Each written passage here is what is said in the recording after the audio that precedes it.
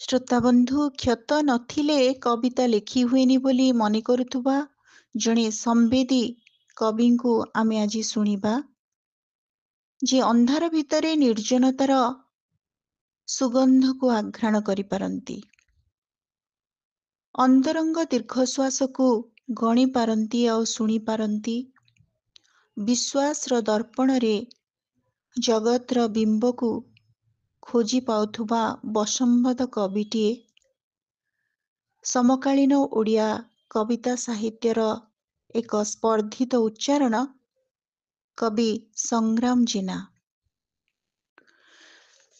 ସଂଗ୍ରାମ ଜେନା 1952 ମସିହା ଜୁଲାଇ 2 ତାରିଖରେ ଐତିହାସିକ ବୌଦ୍ଧ ପୀଠ ରତ୍ନଗିରିଠାରୁ ଅନତି ଦୂରରେ ସ୍ଥିତ ସ୍ୱାଧୀନତା ସଂଗ୍ରାମୀମାନଙ୍କର ସାଧନା ପୀଠ ଯାଜପୁର ବରୀ ଅଞ୍ଚଳର ହଳଦୀ ବସନ୍ତ ଗ୍ରାମରେ ପିତା ଅଦ୍ୱୈତ ଚନ୍ଦ୍ର ଜେନା ମାତା ସରସ୍ୱତୀ ଦେବୀଙ୍କ କୋଳମଣ୍ଡନ କରି ଭୂମିଷ୍ଠ ହୋଇଥିଲେ।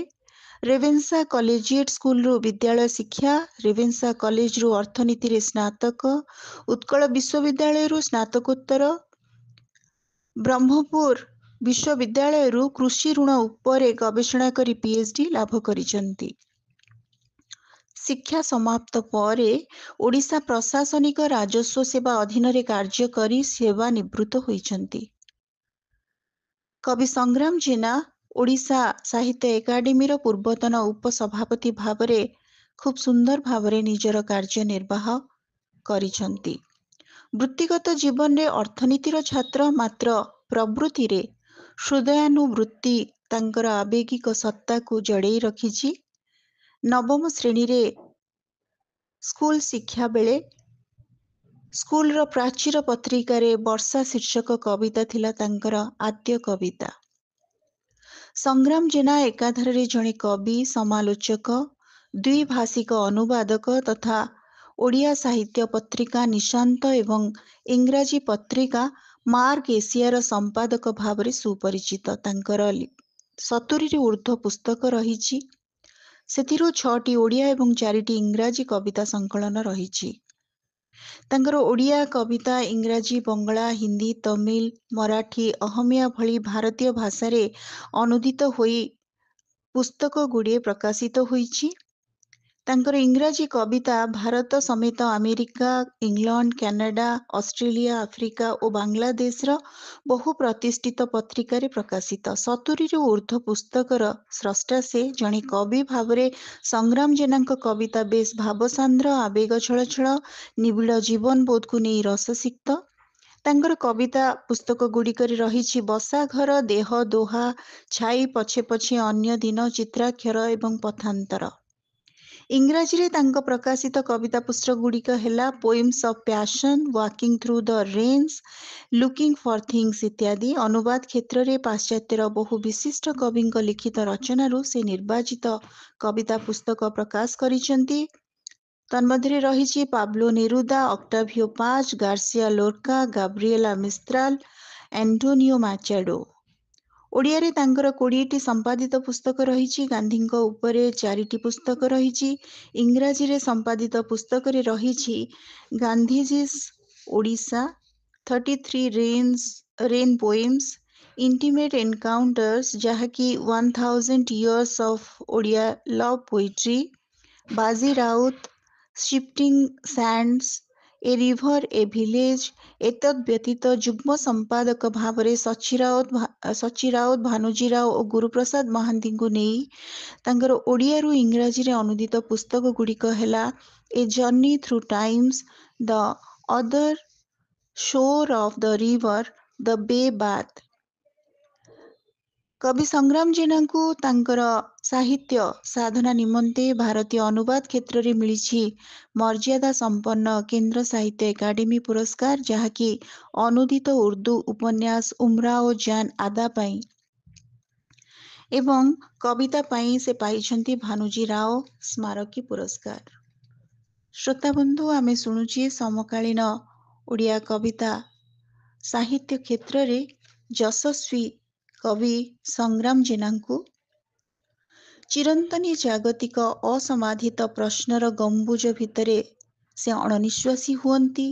ସେ ନିଷିଦ୍ଧ ଇଚ୍ଛାମାନଙ୍କଠାରୁ ଦୂରେଇ କେବେ ଭଗବାନ ଗୌତମ ବୁଦ୍ଧଙ୍କୁ ପ୍ରଶ୍ନିଳ ହୋଇ ଚାହାନ୍ତି ତ କେବେ ନିଜେ ହିଁ ନିଜର ଠିକଣା ପାଶୋରି ରାସ୍ତାର ନିର୍ଜନ ମୋଡ଼ରେ ଆତ୍ମପ୍ରତ୍ୟୟକୁ ଖୋଜି ବସନ୍ତି। ପଚାରନ୍ତି, ଏଠି ସବୁ ଅବାନ୍ତର, ଯେହେତୁ ମୁଁ ଭୁଲିଛି ମୋ ନାଁ ଠିକଣା। ଏଠି ସବୁ ଅବାନ୍ତର, ଯେହେତୁ ମୁଁ ଭୁଲିଛି ମୋ ନାଁ ଠିକଣା। ଆଉ ତୁମେ ବି ତୁମର। କେବଳ ଦୂରରୁ ବେଳେବେଳେ ଶୁଭେ ଆସକ୍ତ ପବନ ଆଉ ଅନାସକ୍ତ ସମୁଦ୍ରର ସ୍ୱର। କବି ସଂଗ୍ରାମ ଜେନା ଖୁବ୍ ଭାବପ୍ରବଣ। ଛଟପଟ ହୁଅନ୍ତି, ଭାଙ୍ଗିରୁଜି ଖସି ପଡ଼ିଥିବା ତାରାମାନଙ୍କ ଦୁଃଖକୁ ଆକଣ୍ଠ ପିଅନ୍ତି। ଥରେ ଉଜାଣି ସ୍ରୋତ ହୋଇ ବହିଯାଇଥିବା ନଈଧାର ଆଉ ପଛକୁ ଫେରେନା ବୋଲି ଦୀର୍ଘଶ୍ୱାସ ଆଙ୍କି ବିକଳ ହୁଅନ୍ତି।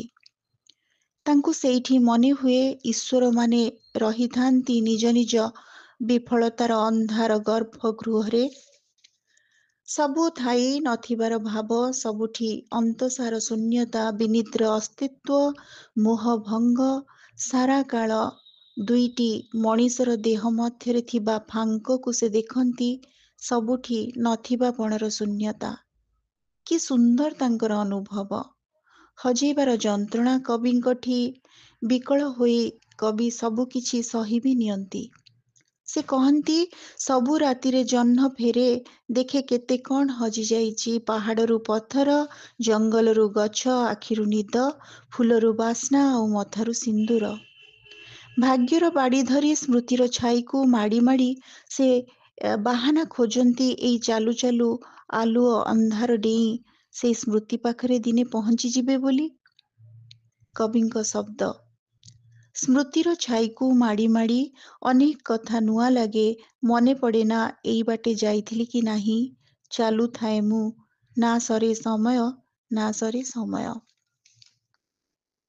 ଶ୍ରୋତାବନ୍ଧୁ, ଆଜି ଆପଣମାନଙ୍କ ଉଦ୍ଦେଶ୍ୟରେ କବି ସଂଗ୍ରାମ ଜେନାଙ୍କର ପଥାନ୍ତର କବିତା ସଂକଳନସ୍ଥ 2-3ଟି କବିତା ଆପଣମାନଙ୍କ ପାଖରେ ମୁଁ ଉପସ୍ଥାପନ କରୁଛି। କବିଙ୍କ ପଥାନ୍ତର କବିତା ସଂକଳନସ୍ଥ ଗୋଟିଏ ସୁନ୍ଦର କବିତା। କବିତାର ଶୀର୍ଷକ ବୁଦ୍ଧଙ୍କୁ ପଚାର। ମୁଁ ଜାଣେ ନା ରାତି ପରେ ଦିନ ଆସେ, ନା ଦିନ ପରେ ରାତି କାଳ କାଳ ଧରି। ମୁଁ ଜାଣେ ନା ରାତି ପରେ ଦିନ ଆସେ, ନା ଦିନ ପରେ ରାତି କାଳ କାଳ ଧରି। ମୁଁ ଜାଣେ ନା କାହିଁକି ନଈ ସବୁ ଯାଉଥାନ୍ତି ଅଙ୍କା ବଙ୍କା ଗାଁ ରାସ୍ତା ପରି। ମୁଁ ଜାଣେ ନା କାହିଁକି ପ୍ରେମିକାଟିଏ ବଦଳିଯାଏ ପତ୍ନୀ ହେବା ପରେ। ମୁଁ ଜାଣେ ନା କାହିଁକି ଦେବ ଦେବୀମାନେ ଏତେ କାଳ ବସିଥାନ୍ତି ନିର୍ଲିପ୍ତ ହୋଇ ପ୍ରାଣୀଙ୍କର ସବୁ ଆର୍ତ୍ତନାଦ ସତ୍ତ୍ୱେ।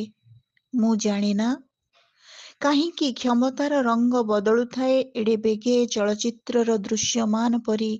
ମୁଁ ଜାଣେ ନା କାହିଁକି ସଚ୍ଚୋଟ ସରଳ ରିକ୍ସାବାଲାର ଫଟୋ ଛପେ ନାହିଁ କାଗଜ ପୃଷ୍ଠାରେ। ମୁଁ ଜାଣେ ନା କାହିଁକି ଆମକୁ ଦିଶେନା ଛିଣ୍ଡା କନା, ବୋତଲ ଗୋଟାଳି ଥଳିରେ ଭୋକ ଆଉ ଦୁଃଖର ଅଳନ୍ଧୁ। ମୁଁ ଜାଣେ ନା କାହିଁକି ମୂଲିଆଣୀଟି ସାବିତ୍ରୀ ବ୍ରତ କରେ ନିଜ ନିଷ୍ଠୁର ବ୍ୟଭିଚାରୀ ମଦ୍ୟପ ସ୍ୱାମୀ ପାଇଁ। ମୁଁ ଜାଣେ ନା କାହିଁକି ଦେହକୁ କବାଟ କିଳି ରଖିବାକୁ ପଡ଼େ ଜୀବନ୍ତ ମା ନିଷିଦ୍ଧ ଇଚ୍ଛାଙ୍କ ଛାଇଠାରୁ ଅନେକ ଦୂରରେ। ମୁଁ ଜାଣେ ନା କାହିଁକି ଏତେ ଦୁଃଖ ଯନ୍ତ୍ରଣା ଭିତରେ ବି ମଣିଷ ଗଢ଼ୁଥାଏ ସ୍ୱପ୍ନର ମିନାର ସକାଳ ଆସିବା ଯାଏ। ମୁଁ ଜାଣେ ନା ଏସବୁର ଉତ୍ତର ତୁମେ ଯଦି ପାର ବୁଦ୍ଧଙ୍କୁ ପଚାର। ମୁଁ ଜାଣେ ନା ଏସବୁର ଉତ୍ତର ତୁମେ ଯଦି ପାର ବୁଦ୍ଧଙ୍କୁ ପଚାର। ଶ୍ରୋତାବନ୍ଧୁ, ଆମେ ଆଜି ଶୁଣୁଛେ ଆମ ସମୟର ଜଣେ ଯଶସ୍ୱୀ କବି, କବି ସଂଗ୍ରାମ ଜେନାଙ୍କୁ। ଆଉ ଗୋଟେ କବିତା, ରହିପାରିଥାନ୍ତେ। ମୁଁ କେବେ ବି ଚାହିଁ ନଥିଲି ତୁମେ ମୋ ପାଖରେ ରହିଯାଅ। ଆମେ ତ ରହିପାରିଥାନ୍ତେ ରାସ୍ତାର ଦୁଇ କଡ଼ରେ ଲମ୍ବିଥିବା ଦୁଇ ଧାଡ଼ି ଗଛ ପରି, ଯା ମଝିରେ ପଥର ଓ ବାଲି। ମୁଁ କେବେ ବି ଚାହିଁ ନଥିଲି ତୁମେ ମୋ ପାଖରେ ରହିଯାଅ। ଆମେ ତ ରହିପାରିଥାନ୍ତେ ରାସ୍ତାର ଦୁଇ କଡ଼ରେ ଲମ୍ବିଥିବା ଦୁଇ ଧାଡ଼ି ଗଛ ପରି, ଯା ମଝିରେ ପଥର ଓ ବାଲି। ଆମେ ତ ରହିପାରିଥାନ୍ତେ ଦୂରରୁ ଆସୁଥିବା ବାସ୍ନା ପରି କୁହୁଡ଼ିଆ ଜହ୍ନ ଆଲୁଅରେ। ଆମେ ତ ରହିପାରିଥାନ୍ତେ ବର୍ଷା ଛାଡ଼ିଯିବା ପରର ଓଦା ଓଦା ଆସକ୍ତି ପରି ରାତିର ନିବୁଜ ଅନ୍ଧାର ଭିତରେ। ରହିପାରିଥାନ୍ତେ। ଠିକଣା ପାଶୋରି ଯାଇଥିବା ଦୁଇ ଅନ୍ୟମନସ୍କ ବନ୍ଧୁ ପରି ରାସ୍ତାର ନିର୍ଜନ ମୋଡ଼ରେ। ଯେହେତୁ ଆମର ସମ୍ପର୍କ ନା ପ୍ରେମିକ ପ୍ରେମିକାର, ନା ପତି ପତ୍ନୀର, ନା ଈଶ୍ୱର ଭକ୍ତର। ବିଶ୍ୱାସ ଅବିଶ୍ୱାସ, ପ୍ରତ୍ୟୟ ପ୍ରତ୍ୟାଶା, ଅତୀତ ଭବିଷ୍ୟତ, ଏଠି ସବୁ ଅବାନ୍ତର।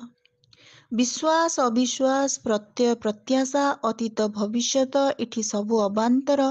ଯେହେତୁ ମୁଁ ଭୁଲିଛି ମୋ ନାଁ ଠିକଣା, ଆଉ ତୁମେ ବି ତୁମର, କେବଳ ଦୂରରୁ ବେଳେ ବେଳେ ଶୁଭେ ଆସକ୍ତ ପବନ ଆଉ ଅନାସକ୍ତ ସମୁଦ୍ରର ସ୍ୱର। ଏଠି ସବୁ ଅବାନ୍ତର। ଯେହେତୁ ମୁଁ ଭୁଲିଛି ମୋ ନାଁ ଠିକଣା, ଆଉ ତୁମେ ବି ତୁମର, କେବଳ ଦୂରରୁ ବେଳେ ବେଳେ ଶୁଭେ ଆସକ୍ତ ପବନ ଆଉ ଅନାସକ୍ତ ସମୁଦ୍ରର ସ୍ୱର। ଶ୍ରୋତାବନ୍ଧୁ, ଆମେ କବି ସଂଗ୍ରାମ ଜେନାଙ୍କୁ ଶୁଣୁଛେ। ଆଉ ଗୋଟେ କବିତା, କବିତାର ଶୀର୍ଷକ କିଏ କହିବ। କବି ସଂଗ୍ରାମ ଜେନା। କିଏ କହିବ କାହିଁକି ତାରାମାନେ ଭାଙ୍ଗିରୁଜି ପଡ଼ି କିଏ କହିବ କାହିଁକି ତାରାମାନେ ଭାଙ୍ଗିରୁଜି ପଡ଼ନ୍ତି ଖସି ପୋଖରୀ ପାଣିରେ? କିଏ କହିବ କାହିଁକି ସମୁଦ୍ର ଛୁଏଁନା ଆକାଶ ଦେହକୁ ଗୋପନରେ ରାତି ଅନ୍ଧାରରେ? କିଏ କହିବ କାହିଁକି ଫେରେନା ନଈ ପାହାଡ଼କୁ ଘର ଛାଡ଼ି ପଳାଇଥିବା ପ୍ରେମିକାଟେ ପରି? କିଏ କହିବ କାହିଁକି ପାହାଡ଼ମାନେ ବୁଲନ୍ତିନି ଗାଁକୁ ଗାଁ ଧାଡ଼ି ବାନ୍ଧି ଜିପ୍ସି ଯୁବତୀଙ୍କ ପରି? କିଏ କହିବ କୋଦାଳର ନିର୍ଦ୍ଦୟ ଚୋଟ ସତ୍ତ୍ୱେ କାହିଁକି ମାଟି ଉଠାଏନା ହାତ ରାଗରେ ତାକୁ ରୋକିବାକୁ? କିଏ କହିବ କାହିଁକି ଈଶ୍ୱରମାନେ ରହିଥାନ୍ତି ନିଜ ନିଜ ବିଫଳତାର ଅନ୍ଧାର ଗର୍ଭଗୃହରେ? କିଏ କହିବ କାହିଁକି ଚନ୍ଦ୍ରସେଣାମାନେ ବୋକା ଅନ୍ଧ ପରି ରହିଥାନ୍ତି ବିଶ୍ୱାସର ନିବିଡ଼ ମୁହଁରେ ଜୀବନ ତମାମ? କିଏ କହିବ କାହିଁକି? କିଏ କହିବ କାହିଁକି ନୂଆ ନୂଆ ସ୍ୱପ୍ନ ଆସେ ଦେହଜୀବୀର ଅଜଣା ଗ୍ରାହକ ପରି ପ୍ରତ୍ୟେକ ରାତିରେ? କିଏ କହିବ କାହିଁକି କିଏ ଜଣେ ରହିଯାଏ ଦୁଇ ଦେହ ଫାଙ୍କରେ ଗୋପନରେ, ଯେମିତି ତୁମେ ସାରାକାଳ ରହିଥାଅ ତୁମ ନଥିବା ପଣରେ? ଶ୍ରୋତାବନ୍ଧୁ, ଆମେ ଶୁଣୁଥିଲେ କବି ସଂଗ୍ରାମ ଜେନାଙ୍କୁ ତାଙ୍କର ପଥାନ୍ତର କବିତା ପୁସ୍ତକସ୍ଥ କିଛି କବିତା ଆମେ ଶୁଣିଲେ।